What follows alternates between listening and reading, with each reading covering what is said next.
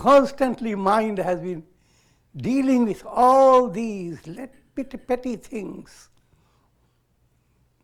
And what is the most important? Attaining, realizing immortality, becoming one absolute that enfolds all that your mind can think of, enfolds a world of all that you can think of the past, future, present. With that possibility, it's not possibility, that's a reality.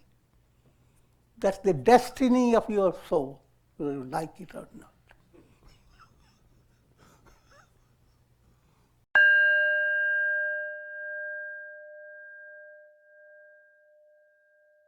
Om Purnamadaha Purnamidam Purnat Purnamudachyate Purnasya Purnamadaya Purnamevavashishyate Om Shanti Shanti Shanti. Om Brahmanandam Param Sukhadam Kevalam Jnanam Murtim Dvandvatitam Gagan Sadrisham Tattvamasyaadi Lakshyam Takam Nityam Vimalamachalam Sarvadhi Sakshi Bhutam Bhavatitam Trigunarahitam Sadgurum Tam Namami. Om. Adoration to Sadguru, who is Brahman, the giver of supreme bliss, embodiment of pure consciousness, one without a second, vast as the ether, infinite, eternal, beyond the three gunas and their modifications, the supreme preceptor. Yoga Vasistha, Upasama Prakarana, section 34.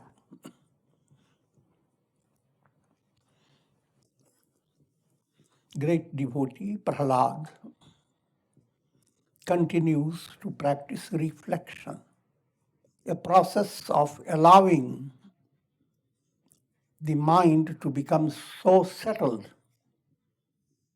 that you have a profound conviction of who you are. The whole process called nishchaya. You look at your mind, nothing is nishchaya, everything is shaking. But the most important object, or whatever you call it, for the mind, because the mind is always busy doing so many things, but it misses what is most important. And where will you find it? The most important is you. I am. So allow your mind first to handle this profound lottery.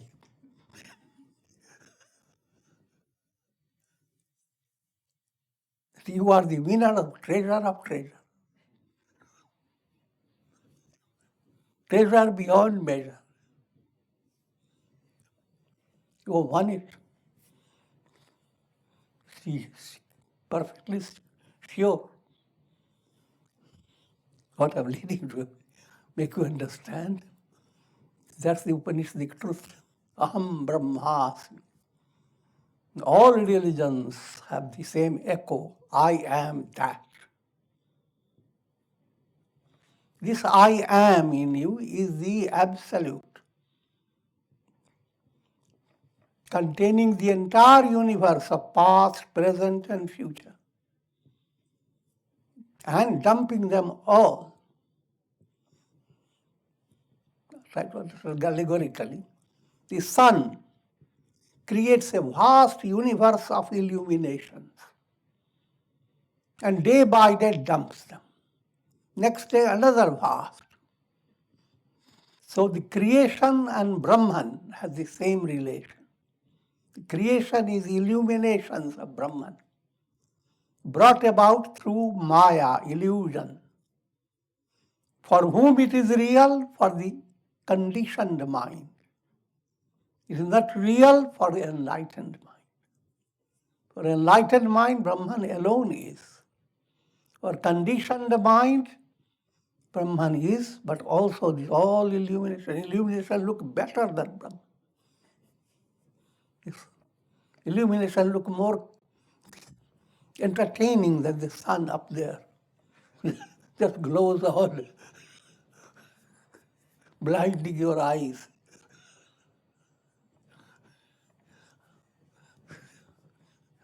In a humorous way, I'm trying to give you a simple way to understand. So, coming back, what is the most important? And your mind misses it. Day by day. And your mind is so busy trying to secure things that can never be secure. Even a kid cannot understand it.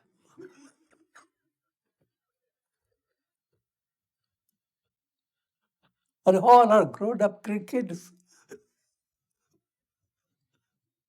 they're still running after things they have seen in history.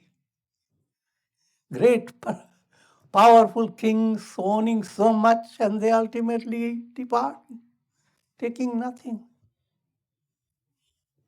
Millions of Alexanders have come and gone with the wind.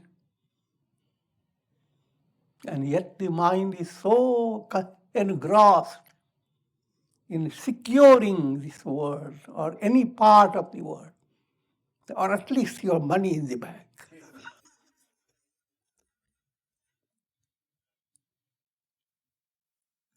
When you hear this, I'm not negating the practical value and the way everybody needs to handle the practice. But I'm trying to explain that in spite of all this, even in daily life, in spite of all the things you do, who is looking over you? The sky. And you never look at the sky with that deep understanding. Allegorically, I'm trying to say, in spite of all this is happening, your deeper level is like the sky, untouched. And that level is leading you, revealing your essential nature. You are not the body.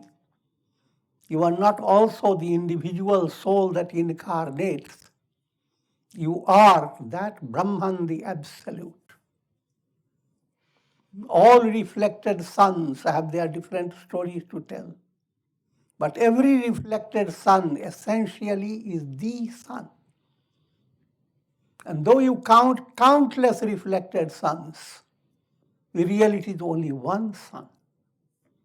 Use that easy simile to understand there is one Brahman, Absolute.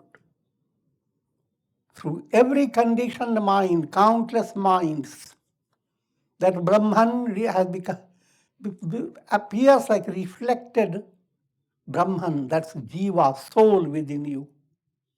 Soul that is identified with mind, body, and so forth. And every soul has lots of stories to tell, lot of turmoil. But the reality behind every soul is that one absolute Brahman. That Brahman includes all the souls. If you are uniting yourself with Brahman, you have, allegorically speaking, inspired all reflected suns. You have helped them in the best way possible. Now coming back to the storyline, in the words of Yoga Vasistha, Prahalada is reflecting within himself, thereby allowing the mind of the spiritual seeker to learn lessons of how to practice reflection. The dull-witted alone would renounce this glorious state of liberation for the sake of the limited pleasures of the world. When you hear about liberation, kingdom of heaven, salvation, nirvana, all that doesn't much excite people. You hear about the lottery of billions of dollars. That excites us. Put it more in a maturer way. Mind is so involved with the illusion that you have to secure permanency here in this world. You have to secure your happiness. And mind always has its own data. It has its Google source. Every mind has its own interpretation. This is what, if this happens, I'm going to be very sad. Knowing that you can never be sad. But practical life is okay. But as long as you understand that it's a progressive movement. In brief, if your mind continues to be so entangled by the world that you do not have even the slightest window you have not opened to understand who am I? Where have I been millions of years? And what will be for me as millions of years wait? And who am I at present? That who am I, that I am? And who gives you information? Your satsanga, study of scriptures. And if you practice integral yoga in daily life, it becomes much more effective. So first point, if you don't, let your mind in your lifetime flow towards who am I, then you have lived in vain. And you will continue to be vain from life to life. And all the pride that you have developed about what you have done, filled your house with pictures of your achievement, every wall. In modern times, with lots of CDs.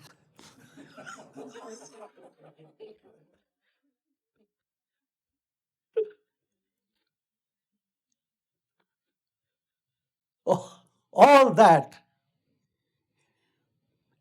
has no real fulfillment. Your real fulfillment is a revelation. Who am I? That I am fully revealed through your mind, fully understood.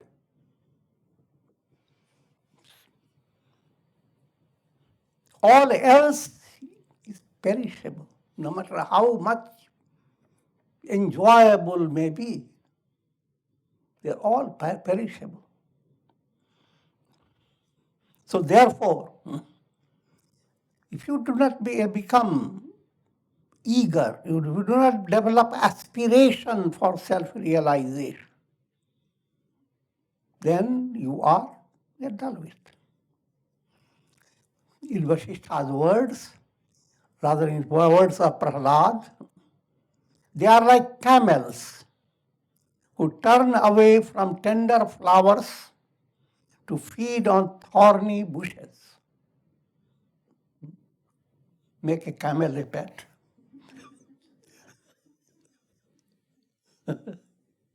Take the pet in the garden. Show beautiful flower. Camel has no interest in that. So the thorny bushes with a cock buzzing over them. And the camel will catch the thorns and enjoy. Chew it right before you.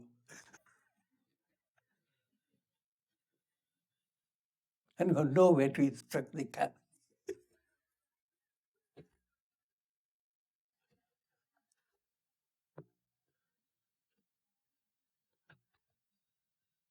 Your life can give wonderful blossoms of virtues, but you have a camel spirit. You don't care. Time passes by, you have not practiced pranaya, no yoga exercises, nothing to control your body and mind. All that you have been doing, picking up thorns, giving them. And nature then plans to make your tongue and your saliva so apt that the thorn becomes soft.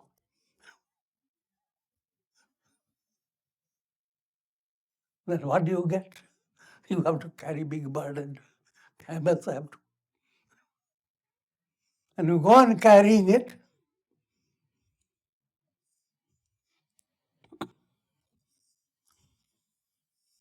until one little weight breaks the camel's back. That stage comes when you have developed it, vairagya, dispassion. Having tasted the sweetness of divine bliss, the pleasures of the world have become bitter and essenceless. Talking about himself and those who have developed spiritual sensitivity, they begin to understand the pleasures that appear like flowers for the masses. They are like thorns. Sarvam Dukham Vivekinam. All the pleasures of the world that divert your mind from God, they are actually source of immense trouble, pain. People say, no gain without pain. But their definition of gain is in itself bigger pain than you can imagine.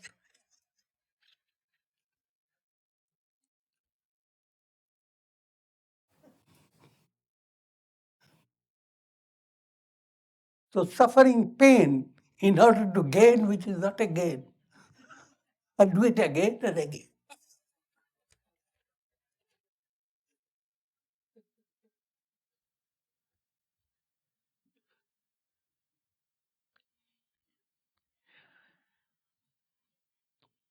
Who will abandon the sweet essence of the sugar cane and run after the bitter juice of maragasa leaves, considered neem leaves?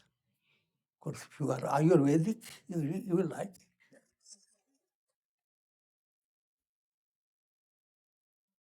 Who will turn away from the heavenly gardens and revel in the burning sands of a desert? The real estate choice. Build a house in a wonderful garden, heavenly setup, or desert. So, naturally, your choice will be that wonderful garden. But then, why is it you're not using that type of choice? This world is a desert. All names and forms are blown away by the wind of time. And whatever seems to stand before you is sand particles come together, creating pillars, creating so many forms. In desert, you go there and find many wonderful forms, pillars, things rise like temples. But that's all nothing but the modification of the desert. I'm leading you on to a long stretch. Implying that whatever you are looking in the world, no matter how wonderful, But it is nothing but perishable. Every part of it is perishable. How will you know it? The wind of time will blow it away. That's what desert does. Only thing real is the wind blowing and desert sands flying up to save your eyes. Who will renounce the vision of the all-pervading self and become confined to the limited mortal body? The choice, stay a kid or grow up normal. When you have that choice, of course, you will grow up normal. But consider now in a different way. To view yourself confined to the body, flesh, blood, bones, and a lot of confusion. No one's body is free of confusion. Always some infusion goes on.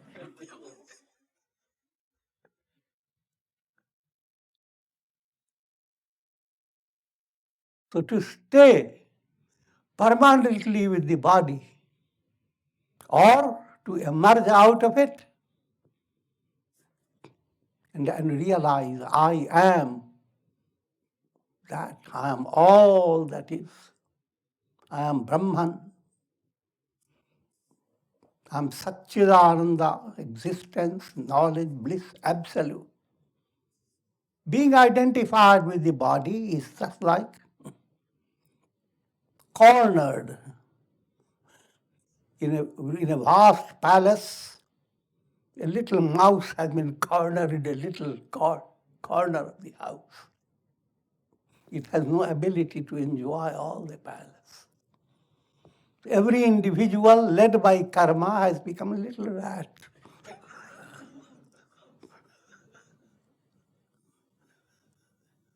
In the vast universe, you are just somewhere, a speck of dust.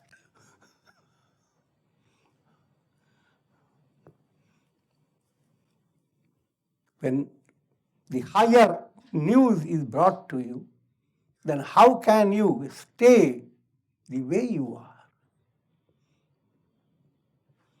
Why don't people seek the self instead of running after the perishable glories of the world? Days and months pass by, and what people enjoy listening to what is happening. And in that happening, we hear about the glories of great dictators and Hitlers and so forth, and also good people. But most of the glories you are hearing about are perishable. The mind is so trapped by all worldly news, etc. Internal, when you face your house, that also is a world of news. Everywhere you turn, someone informs you, black pepper is missing.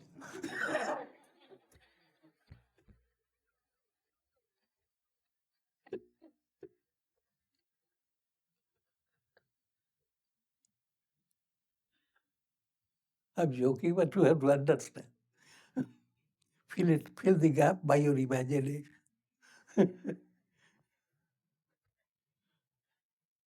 Constantly mind has been dealing with all these petty things. And what is the most important? Attaining, realizing immortality. Becoming one absolute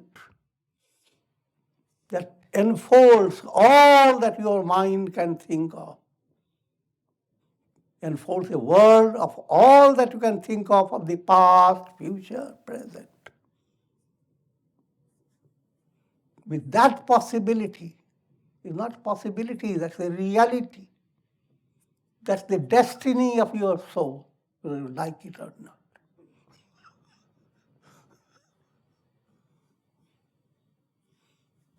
Even having attained the kingdom of the three worlds, in reality, nothing is gained.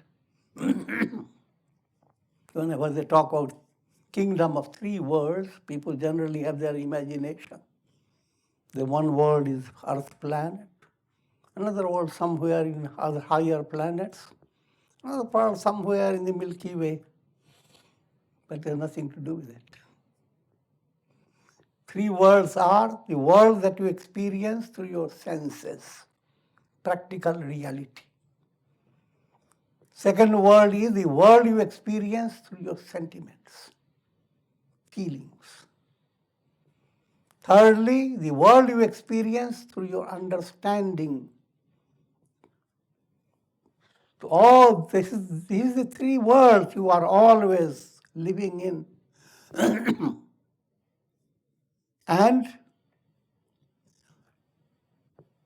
any type of power or strength you define in the terms of how much you can control the physical world or allow your sentimental world to be fulfilled or your intellectual world to have great thrill.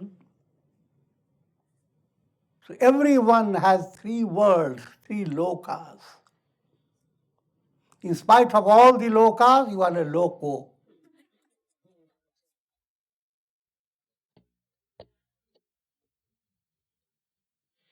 Because these lokas are not real. God behind them is the reality. Brahman is the reality, and that Brahman is your own very self. Aham Brahma.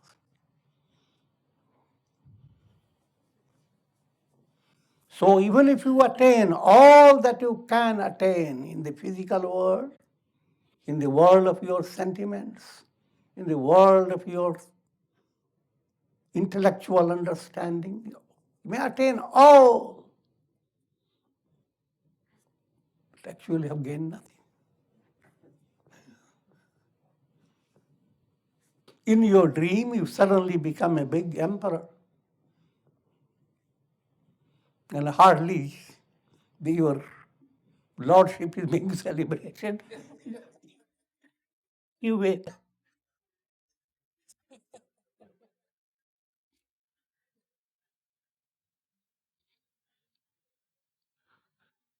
You get nothing.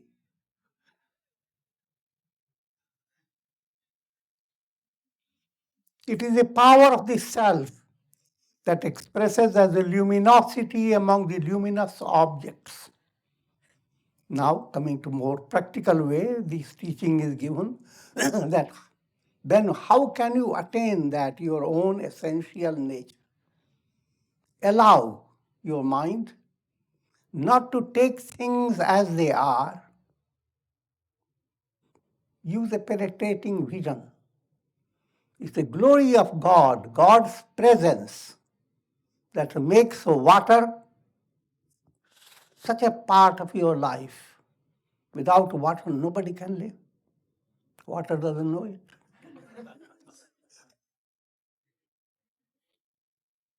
How much it can do. What has given that power to that water? What is behind it? Divine. God is the source behind every creation. Or everything in this creation, whether it's physical, psychological, mental, God is the reality behind. So now, in your sentiments, in your understanding, in the world you are experiencing, let your keen discriminative vision recognize the presence of God. Suddenly wonderful thoughts came in your mind. Recognize from where did they come? You didn't connect to Google. Behind that, there is a divine source. So behind your thoughts, glorious thoughts, the glory goes to God. Behind your wonderful words, the glory goes to God. Behind your health, the glory of your vitality goes to God. The blossoming flower and its beauty, the glory of God is expressing it. The glory of God is expressing through your eyes. What's life?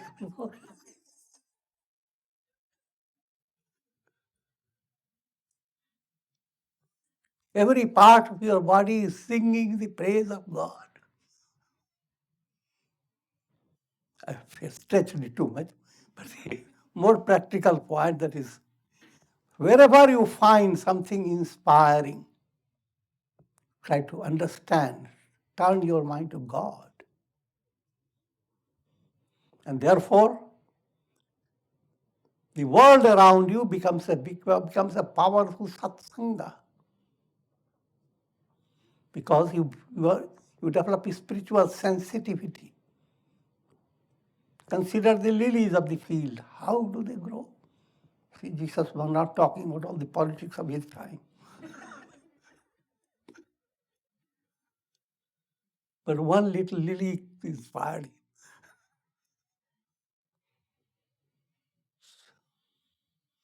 The power of the self that expresses a luminosity among luminous objects. Anything luminous reminds you presence of God. Nectar in the moon, the nectar in shower. Your mind goes into God. And God, where? Your own heart. Who? You.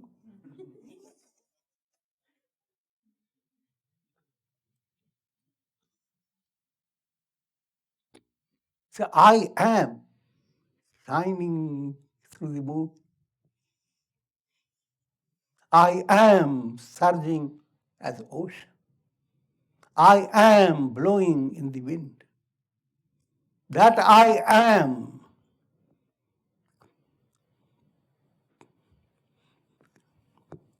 is far beyond the I am that has entered your mental process.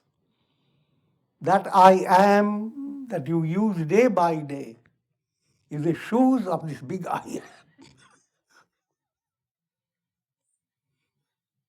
That's why each time you go to sleep, your ego shoes are kept away from your bed. In other words, the ego drops away and you don't even know it. But all through the day, it is ego that all is what you are.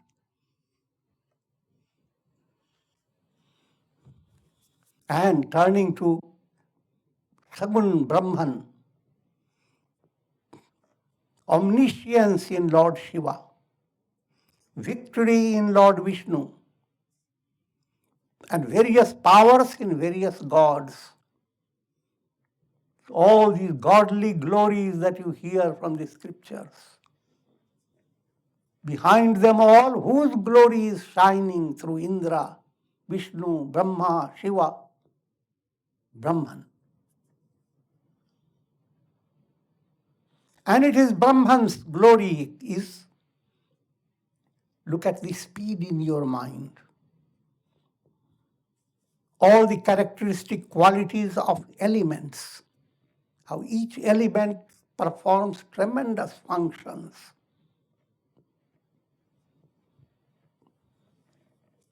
I have the power of austerity in the ascetics, of movement in the divine vehicles, of immutability among the mountains. See this firmness, unshakableness in mountains. What does it remind you? Divine, God behind. And profundity among the ocean. I am the void of the nihilists. turning to different views of life, that also, behind every view that inspires so many people, whose presence is making that so powerful. Even those who say nothing exists, there is no God, but see how much strength they are using, by whose sake? God behind. I am the vastness of the sky, the beauty of spring, the heat of summer, the rumbling of rain clouds. And Lord is Lord's hurricane in hurricanes. I am the essence of all that exists. Imagine, when you see the world and you are constantly shaken, come to that high stage. You are seeing your power exploding through the hurricanes, blowing through the wind, softly smiling through the flowers, towering over you in the form of the sky,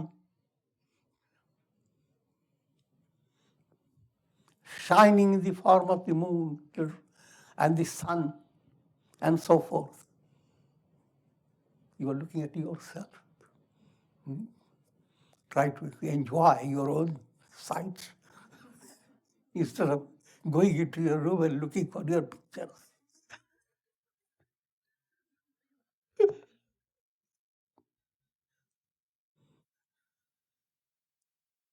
Now, to make it a little more practical, Godward movement, you must realize, this is the ideal you are reading. But to reach the ideal, you have to face 3 stages in your personality, day by day. The stage where your body is more important for your mind. So bodily state, view yourself as identified with body. You are a channel of God's will. You are a slave. God is the master. And that type of relation is totally of an inspiring level, not the way people talk about slave, not a slave trade.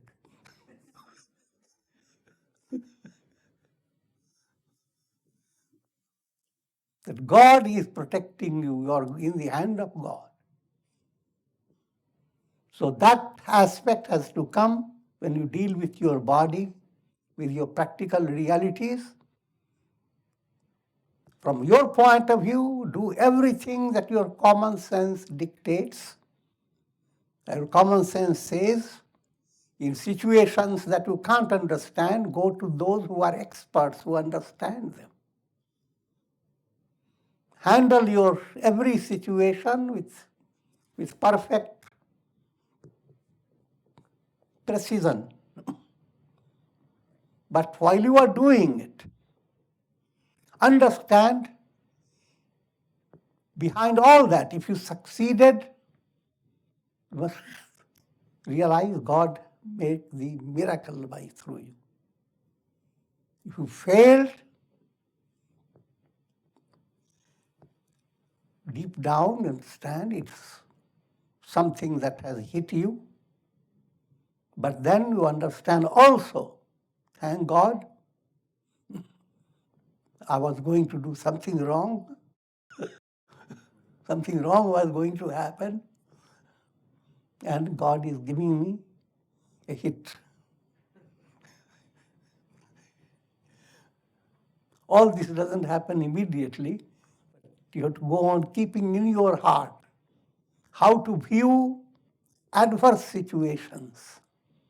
Don't view them as completely nonsense. God should never have done.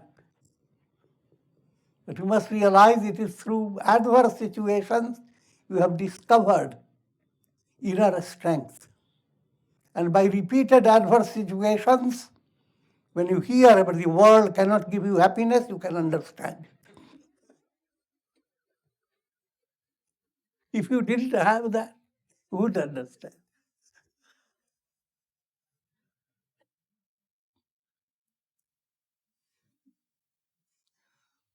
And your faith has been tested again and again with a precise examination. So, Godward relation starts making you cool, calm, patient, facing adversity, prosperity, to deha buddhya to daso, that one stage. Jiva buddhya tvadanshaka. Now each time you relax, turn your mind to prayer, join Rama in any stage of his life. If you like child Rama, to play with, see the queens I'm giving you a broad way to understand. In other words, in this plane, your mind has bigger dimension. And how much you begin to play with God himself. Tadvanshaka, you are a part of God. You are a part of God, God can't get away from it. So no matter where you are, God is with you. And what does that imply? Therefore, develop divine virtues. Every situation is challenging you to develop a virtue. Strength, patience, unshaken faith, intelligence. All these begin to come. And the most advanced way of saying, you are competing with God. Live to emulate the glory of God through your life. The idea to develop divine quality,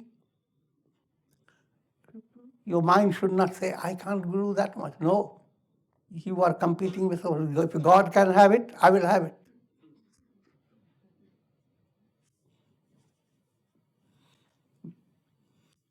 And have the courage to bring in your heart Shivoham, Satchidananda Swarupoham. I'm God. Don't be upset if he hears. He also listens to it. I'm joking. Swadanshaka, that stage where you are asserting, I am a part of God. If God is sun, I am his ray of God. And then come to the highest level. Aham Brahmasmi. I am. I and God have no difference. A reflected sun and the real sun. They can't shake hands. God alone is. So in your deep, quiet mind, settle down with Aham Brahma. But mind that is developing a little purity, sattva, then entertain the idea that you can be godly. Everything in you can be sublime. And in practical world, view yourself a channel of God. You do various things, and when people give you credit, instead of accepting it at the level of your ego, which makes your ego inflated, accept it in a deeper level. Glory to God. Everything that you are able to do that inspires others allows you to understand you are a channel of God. So whether you tell others or not, but that's your feeling is there. Not the feeling, how great am I? Look at those ugly heads. My head is great. Those who have not attained the intuitive vision of the self are like birds trapped in the net of a fowler. Life in this world is just like a bird that has been trapped, and fowler is death. So no matter how you live through your life, you are waiting for the fowl.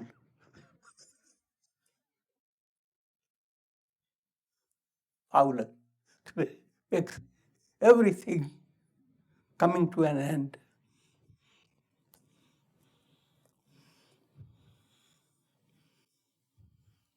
They are in the state of bondage that they themselves created by their own desires and karmic entanglements.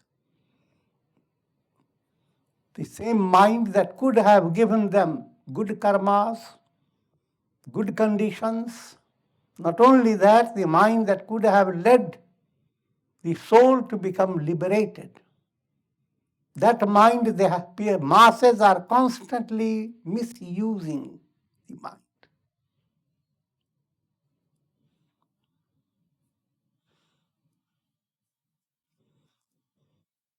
Driven by attachment and hatred, deluded by the pairs of opposites, individual souls degrade themselves into lower states, likened to worms and insects. Go in your trip and find a big palace, and your high mind says, how wonderful people must be inside. Open and go inside and find worms and insects.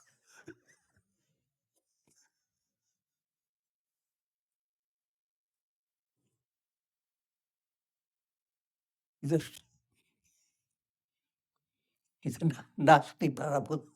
That's the way yoga is portraying happy, prosperous, rich people living in wonderful places. But the divine vision sees are the worms.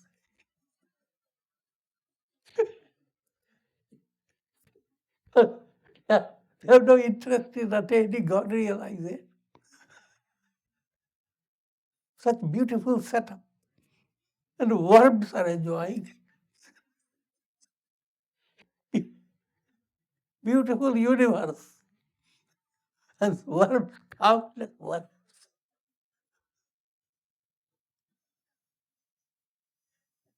And this, we can conclude for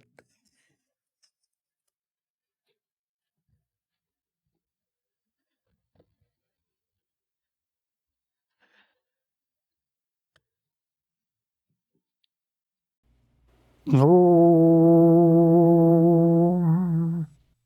Purnamadaha Purnamidam Purnat Purnamudachyate Purnasya Purnamadaya Purnamevavashishyate Om Shanti Shanti Shanti